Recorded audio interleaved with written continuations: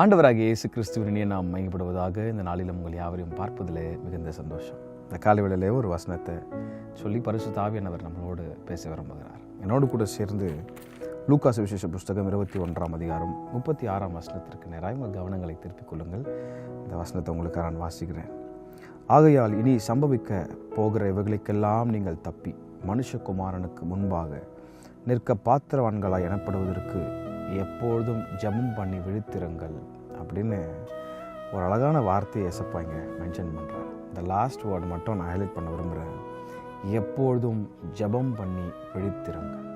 இந்த கடைசி காலத்தில் ஜெப ஆவியால் தேவனுடைய பிள்ளைகள் நிரப்பப்பட வேண்டும் என்று ஆவியானவர் விரும்புகிறார். ஜெபங்கள் குறைந்து கொண்டிருக்கிற இந்த கடைசி காலத்தில் ஜெப ஆவியால் ஒவ்வொரு விசுவாசிகளும் நிரப்பப்பட வேண்டும் என்பது ஆவியானவருடைய விருப்பமாக இருக்குது. இன்றைக்கி வாழ்ந்து கொண்டிருக்கிற கடைசி காலத்தில் நிறைய டீச்சிங்ஸ்லாம் வந்துருச்சு. இன்றைக்கி ஜெபம் பண்ண தேவையில்லை, ஆண்டரை அப்படியே போகலாம் அப்படின்லாம். ஆனால் ஆண்டர் ரொம்ப அழகாக இங்கே சொல்கிறாரு, இனி சம்பவிக்க போகிற இவைகளுக்கெல்லாம் நீங்கள் தப்பி மனுஷகுமாரனுக்கு முன்பாக பாத்திரவான்களாய் குற்றமற்றவர்களாய் எண்ணப்படுவதற்கு ஒரு சீக்கிரட்டை சொல்லித்தர்றாரு. ஜெபம் பண்ணி விழித்திருங்கள். இனி சம்பவிக்க போகிற அப்படின்னா என்னப்பா அப்படின்னீங்கன்னா, இந்த 21 அதிகாரத்தை ஃபுல்லாக வாசித்து பார்த்தீங்கன்னா ஒரு 3 காரியத்தை மாத்திரம் உங்களுக்கு நான் சொல்கிறேன். 8ஆம் வசனத்திலிருந்து நான் சொல்கிறேன். அதற்கு அவர் நீங்கள் வஞ்சிக்கப்படாதபடி எச்சரிக்கையாக இருங்க. எதற்கு வஞ்சிக்கப்படாதபடி அப்படின்னு சொல்கிறாருன்னா, துருபதேசங்களுக்கு எச்சரிக்கையாக இருங்க அப்படின்னு சொல்கிறார். நம்ம வாழ்ந்து கொண்டிருக்கிற காலம் கடைசி காலம்.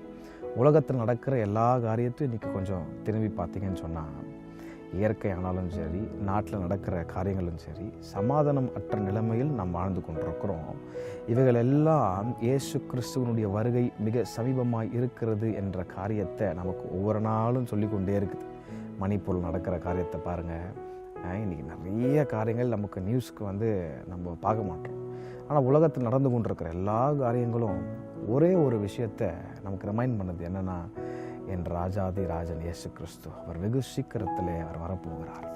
அவருக்கு முன்னாடி நிற்க பாத்திரவான்களாக நம்ம குற்றமற்றவர்களாக நம்ம நிற்கணும்னு சொன்னால் ஆண்டர் சொல்கிறாரு, ஜெபம் பண்ணி விழித்திருங்கள் அப்படின்னு. வெளிப்படுத்தின விசேஷம் 16ஆம் அதிகாரம் 15ஆம் வசனத்தில் ரொம்ப அழகாக சொல்கிறார். இதோ திருடனை போல் வருகிறேன், தன் மானம் காணப்படத்தக்கதாய் நிர்வாணமாய் நடவாதபடிக்கு தன் வஸ்திரங்களை காத்து கொள்கிறவன் பாக்கியவன் எழுதப்பட்டிருக்கு.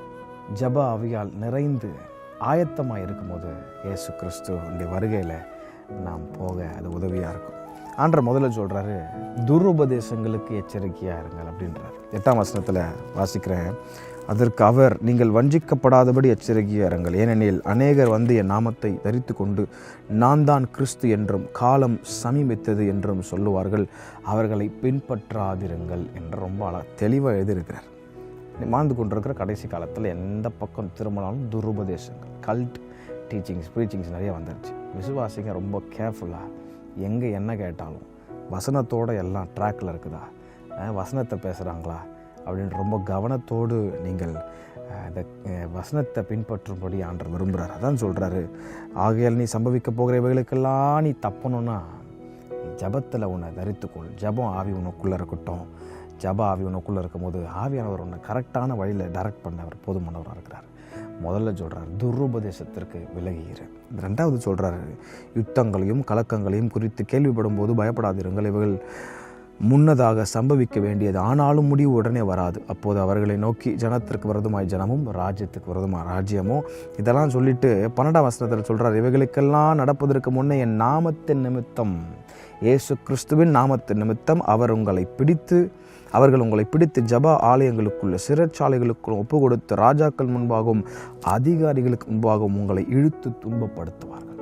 இன்றைக்கி மணிப்பூரில் நடக்கிற காரியம் இல்லை. இன்றைக்கி நமக்கு தெரிந்து வெறும் மணிப்பூர் மட்டும்தான். இன்றைக்கி நிறைய இடத்துல இயேசு என்ற நாமத்தை சொன்னாலே துன்பப்படுத்துகிற கடைசி காலத்தில் வாழ்ந்து கொண்டிருக்கிறோம். இவைகளெல்லாம் ஒரு காரியத்தை நமக்கு ரிமைண்ட் பண்ணுதுங்க. Jesus Christ is going to come back very soon. எப்போயா வராரு, இன்னும் ரொம்ப வருஷமாக அந்த செய்தி கேட்டுட்டு தான் இருக்கிறோம் அப்படின்னு ஒரு வேலை பார்க்குறீங்களா? தாமதிக்கிறார் என்ற சிலர் எண்ணுகிறபடி இயேசு கிறிஸ்து தம்முடைய வாக்குத்தத்தங்களை குறித்து தாமதியாராமல் ஒருவரும் கெட்டு போகக்கூடாதபடி எல்லாரும் மனம் திரும்ப வேண்டும் என்று அவர் நம்மை நீடிய பொறுமை உள்ளவராக இருக்கிறார். அந்த நீடிய பொறுமையை ரட்சிப்பு என்று எண்ணுங்கள் அப்படின்னு ஆக்கியோட எழுதுகிறார். அப்போ இவைகளுக்கெல்லாம் நம்ம தப்பணும்னு சொன்னால் ஜப ஆவி நமக்குள்ளே இருக்கணும். 3வது ஆண்டவர் சொல்கிறார், மனுஷகுமாரனுக்கு முன்பாக இயேசு கிறிஸ்து ஒரு நாள் மத்திய ஆகாயத்திலே அவர் வரப்போகிறார். இப்போ அவருக்கு முன்னாடி குற்றமற்றவர்களாக நிற்கணும்னு சொன்னால் நம்ம இந்த ரெடியாக இருக்கணும்னு விரும்புகிற ஆண்டவர். நம்ம ஆயத்தமாக இருக்கணும், ஜபத்தில் ஆயத்தமாக இருக்கணும். ஒவ்வொரு நாளும் ஆண்டவரோடு கூட இருக்கும்போது, இந்த உறவு அவரோடு கூட இருக்கும்போது ஜபம்லாம் தேவையில்லைங்க. இப்போ இருக்கிற புது காரியம்லாம் வந்துருச்சு, அப்படி ஜபம்லாம் தேவையில்லை. ஏசப்பா எங்கேயும் அப்படி சொல்லி தரவே இல்லைங்க. Jesus prayed, even the apostles prayed. சபைகள் யாவரும் ஒரு மனதாய் கூடி ஜெபித்தார்களாம். இயேசு கிறிஸ்து எப்போதும் ஜெபம் பண்ணார். அதிகாலையில் இருட்டோடு எழும்பி ஜெபம் பண்ணார். வனாந்திரத்திற்கு போய் ஜெபம் பண்ணார். ஜப ஆவி உடையவர்களாக நம்ம இருக்கணும். காரணம் ஜபம் தான் அந்த கடைசி காலத்தில் சபையை காப்பாற்றுறோம். ஜபம் வல்லமை உள்ளது. ஜப ஆவியால் நீங்களும் நானும் நிரப்பப்பட்டவர்களாக இருக்கணும்னு ஆவியானவர் விரும்புகிறார்.